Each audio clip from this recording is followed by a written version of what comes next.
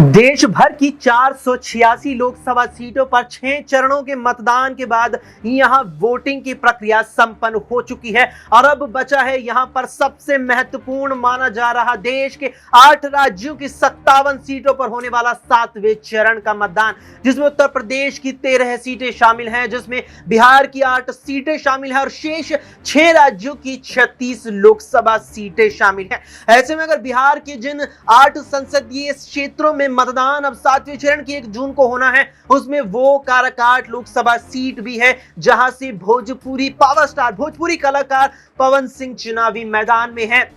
तो इंडिया गठबंधन की ओर से राजा राम यहां पर चुनावी मैदान में उतर करके आए हैं और अगर सामने यहां पर देखा जाए तो एनडीए गठबंधन से उपेंद्र कुशवाहा है। ऐसे में काराकाट पे जो सियासी संग्राम छिड़ा है, बात करेंगे उस सियासी संग्राम पर न्यूज रूम में मौजूद अपने तमाम सहयोगियों से। आखिरकार बात जरूरी है। नमस्कार, एसपीएन 9 न्यूज आप देख रहे हैं, आपके साथ मैं हूं अक्षय अग्रवाल। बात करेंगे यहां पर न्यूज रूम में मौजूद अपने तमाम सहयोगियों से काराकाट संसदीय क्षेत्र को लेकर के, क्योंकि पवन सिंह ने जिस प्रकार से निर्दलीय चुनावी एंट्री वहां पर अपनी मारी है, उसने काराकाट को भी बिहार की उन सीटों में से एक बना दिया जिसकी पूरे चुनावी इस मौसम में चर्चा रही, लगातार सुर्खियों में काराकाट रही। माही हमारे साथ हैं, बात माही से करेंगे। यहां माही आखिरी चरण आ चुका है, मतदान खत्म, इसके बाद 4 जून की तारीख का इंतजार रहेगा। काराकाट सीट वो है जो सबसे ज्यादा चर्चाओं में रही और कारण था केवल यहां पर उपेंद्र कुशवाहा के सामने जिस प्रकार से निर्दलीय रूप में उतरी है पवन सिंह निर्दलीय उम्मीदवार के रूप में उतरी हैं,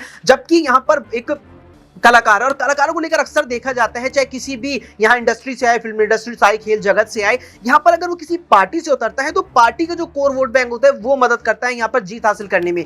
ऐसे में अगर पवन सिंह देखा जाए, बीजेपी ने आसनसोल से टिकट दिया तो उसे नकार करके काराकाट से खुद चयन किया, यहाँ पर कितने मजबूत नजर आ रहे हैं? देखिए अक्षय, यहाँ पर जिस तरीके से पवन सिंह मैदान में उतरे, आज केसारी लाल यादव उनके पक्ष में बोलते हैं कि किसी भी एक्टर को जरूरत नहीं है किसी भी पार्टी की, इस तरीके की बयानबाजी वो करते हुए नजर आते हैं। तो मुझे लगता है कि कहीं ना कहीं पवन सिंह को इस बात का ओवर कॉन्फिडेंस देखने को मिलता है। जब आसनसोल से उनको टिकट मिल रहा था, कैसे उन्होंने नकार दिया था। भारतीय जनता पार्टी जैसी बड़ी पार्टी अगर उनको टिकट देती है और उनको नकार देते हैं तो कहीं ना कहीं उनको इस बात का कॉन्फिडेंस है कि इस बार आसनसोल से उनको जीत नहीं मिलेगी, क्योंकि शत्रुघ्न सिन्हा उनके सामने थे। तो ऐसे में माना यही जा रहा है कि अगर ये यहाँ पर आए हैं काराकाट में तो इस कॉन्फिडेंस के साथ आए हैं कि इस बार उनको जीत मिलेगी, उनको भारतीय जनता पार्टी की जरूरत नहीं है। और जैसे बड़े बड़े अभिनेता का उनका साथ मिलता हुआ नजर आ रहा है, माना यही जा रहा है कि हो सकता है कि इस बार पवन सिंह वहां से जीत दर्ज कर पाए।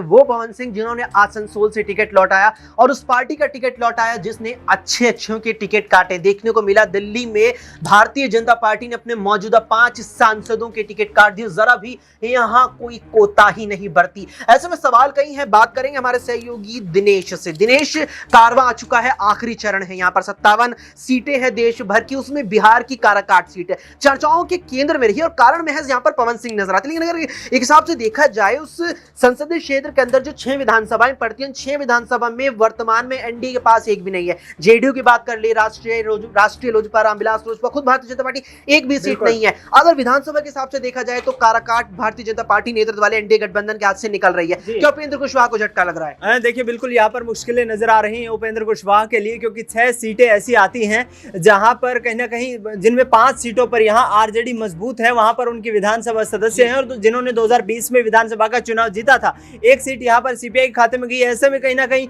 बीजेपी इसको लेकर के चिंतित है इस वक्त, क्योंकि उपेंद्र कुशवाहा वो चेहरा है, एक वक्त तक उनको सीटें नहीं दी जा रही थी। बिहार में सीट शेयरिंग को लेकर मचे घमासान के बीच उपेंद्र कुशवाहा भी कहीं ना कहीं चाहते थे कि अधिक सीटों पर चुनाव लड़ा जाए। लेकिन एक इंटरेस्टिंग चीज ये है कि यहाँ पर भाषाई आधार भी एक जो है अहम फैक्टर बनता है, क्योंकि रोहतास इलाका जो माना जाता है वहां पर जो है भोजपुरी बोली जाती है और एक अलग इलाका है वहां पर मगही भाषा बोली जाती है। यानी कि ये इलाका जो है ये भाषाई आधार पर भी 2 भागों में बटा हुआ है। इसके साथ साथ यहाँ पर पवन सिंह की एंट्री ने जाहिर तौर पर दोनों दलों के लिए मुश्किलें बढ़ाई है, क्योंकि पवन सिंह की जो फैन फॉलोइंग है, उनके जो समर्थक हैं वो अलग आइडियोलॉजी के हैं। वो एक सुपरस्टार होने के नाते उनको सपोर्ट कर रहे हैं और इसी आधार पर चुनाव लड़ते हुए जीत का दावा करते नजर आ रहे हैं। लेकिन बिहार में जिस तरीके के ताबड़तोड़ यहाँ पर जन प्रचार तेजस्वी यादव की तरफ से किया जा रहा है, प्रधानमंत्री नरेंद्र मोदी को सीधा टारगेट कर रहे हैं। दूसरी तरफ देखा जाए तो सम्राट चौधरी, गिरिराज सिंह जैसे नेता यहाँ पर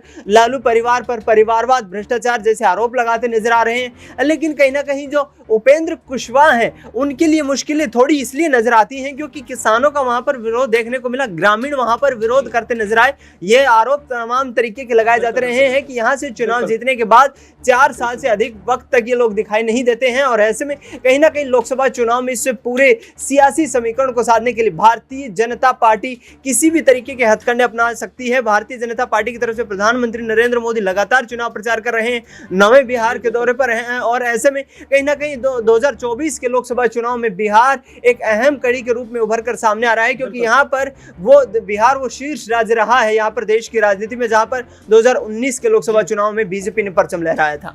बीजेपी ने अपना परचम लहराया था। प्रदेश की 40 में से 39 सीटों पर जीत दर्ज की थी। प्रतिशत देखा जाए तो 95% से ज्यादा सीटें इकलौते अपने खाते में ले ली। सवाल यहाँ पर हमारी सहयोगी नाजमीन से रहेगा। नाजमीन, पवन सिंह चुनावी मैदान में है, कलाकार हैं, भोजपुरी कलाकार, लेकिन कलाकारों की जब बात आती है तो कहीं ना कहीं आधार बनता है उनकी जीत में कोर वोट बैंक पार्टी का। चाहे मथुरा से सांसद रही, वर्तमान में फिर लड़ रही बीजेपी से हेमा मालिनी देख ली जाए, चाहे पंजाब की गुरदासपुर से यहाँ पर सनी देओल देख ली जाए, यानी कुल मिलाकर के कलाकार जो होते हैं यहाँ पर या खेल जगत से हो, पूर्वी दिल्ली में यहाँ पर गौतम गंभीर देखने को मिले 2019 में, उनकी जीत में बड़ी भूमिका उस पार्टी का कोर वोटर निभाता है। लेकिन पवन सिंह अकेले चुनावी मैदान में है, क्या वो जीत पाएंगे यहाँ पर? देखिए, अगर भारतीय जनता पार्टी साथ देती तो एक वो भी भोजपुरी स्टार यहाँ पर कहे जाते कि भारतीय जनता पार्टी की तरफ से ऐसे सुपरस्टार हैं जो कहीं ना कहीं भारतीय जनता पार्टी के नेतृत्व से चुनाव जीत भी सकते थे। काराकाट सीट से चुनाव लड़ रहे हैं उपेंद्र कुशवाहा, मैदान जंग में है उनके खिलाफ। बात करें उपेंद्र कुशवाहा समाज से आते हैं और बात करें पवन सिंह की तो कहीं ना कहीं राजपूतों को साधने की वो पूरी कोशिश करते हुए दिखाई दे रहे हैं। काराकाट सीट पर जातीय समीकरण की बात करें तो लगभग यहाँ पर राजपूतों की संख्या की बात करें तो 2 लाख के करीब यहाँ पर पाई जाती है। यहाँ पर कुशवाहा की बात करें तो 3 लाख के करीब आबादी यहाँ पर पाई जाती है। तो अच्छा खासा वोट बैंक उपेंद्र कुशवाहा को मिल सकता है क्योंकि बात करें 2014 की तो 2014 में भी उपेंद्र कुशवाहा ने चुनाव जीता था। बेशक उनके मुकाबले कोई निर्दलीय नहीं, लेकिन आरजेडी का प्रत्याशी जरूर था। यहाँ पर बात करें पवन सिंह की, निर्दलीय चुनावी मैदान में है लेकिन अपने फैंस, अपने समर्थकों के जरिए दावा कर रहे हैं कि भारतीय जनता पार्टी के खिलाफ उतरना उनके लिए कितना बड़ा दायित्व बन जाता है क्योंकि भारतीय जनता पार्टी ने उन्हें वो सीट नहीं दी जो सीट की वो मांग कर रहे थे। आरा सीट चाह रहे थे, आरा सीट नहीं मिली। आसनसोल भारतीय जनता पार्टी दे रही थी लेकिन वहां से चुनाव लड़ना नहीं चाहते थे। कई कारण हो सकते हैं लेकिन पवन सिंह निर्दलीय मैदान में उतर गए, अपनी मां को भी उतारते हुए नजर आए। लेकिन अब देखा जाए तो अगर जाति समीकरण की बात करें या फिर बात करें पिछले चुनावों की तो जहां तक लगता है कि उपेंद्र कुशवाहा यहां पर पवन सिंह के मुकाबले ज्यादा ताकतवर नजर आते हैं। बिल्कुल, यहाँ पर पवन सिंह मजबूत नजर भी आ रहे हैं और कहीं ना कहीं कमजोर भी लग रहे हैं। लेकिन एक सवाल यहाँ पर हमारे सहयोगी अमन जी से रहेगा। अमन जी, बात जब यहाँ चल रही है उपेंद्र कुशवाहा, पवन सिंह, काराकाट की, एक सवाल जहन में ये आता है कि अगर हम देखें पवन सिंह के समर्थन में चुनाव प्रचार करने खेसारी लाल यादव उतरे हैं। खेसारी लाल यादव इससे पहले इसी ही बिहार की वाल्मीकि नगर सीट पर यहाँ पर सुनील कुमार कुशवाहा के समर्थन में चुनाव प्रचार करने पहुंचे। तो सुनील कुमार कुशवाहा भारतीय जनता पार्टी से उम्मीदवार है।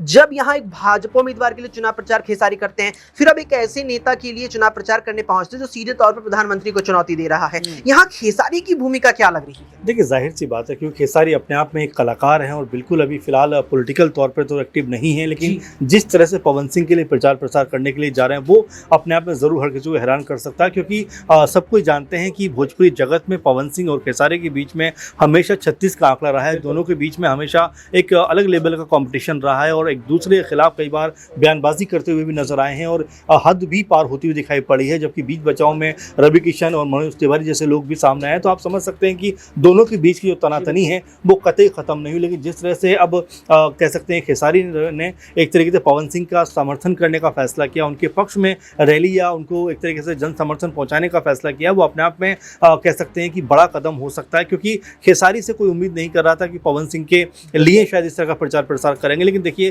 राजनीति में खेसारी को भी बड़ा इंटरेस्ट है। कई बार देखा जाता है कि खेसारी भी लगातार आरजेडी के मंचों पर देखे जाते रहे, तमाम तरह से प्रचार प्रसार करते रहे। गांधी मैदान पर जब रैली होती है उस समय भी रात में वो तेजस्वी यादव के साथ में मंच पर नजर आते हैं। तो आप समझ सकते हैं कि खेसारी भी खुद को शायद पॉलिटिकल एक्टिव कर रहे हैं। हो सकता है 2025 का कोई बड़ा प्लान लेकर चल रहे हैं क्योंकि पवन सिंह यहाँ से निर्दलीय चुनाव लड़ रहे हैं। तो ऐसे में संभावना हो सकती है कि केसारी लाल यादव का झुकाव तो पहले से ही आरजेडी की तरफ है, तो हो सकता है पवन सिंह का झुकाव भी आने वाले दिनों में आरजेडी की तरफ होता हुआ दिखाई पड़े। बिल्कुल, यहाँ पर पवन सिंह भी आरजेडी का रुख आने वाले दिनों में कर सकते हैं, क्योंकि भारतीय जनता पार्टी के सामने उन्होंने अपनी एक शर्त रखी थी कि लोकसभा का टिकट आपने मुझे पश्चिम बंगाल की आसनसोल सीट से तो जरूर दे दिया है, लेकिन वहां से नहीं, मैं अपने गृह राज्य बिहार की किसी सीट से चुनाव लड़ना पसंद करूंगा, जिस पर भारतीय जनता पार्टी आला कमान सहमत नहीं होता दिखा।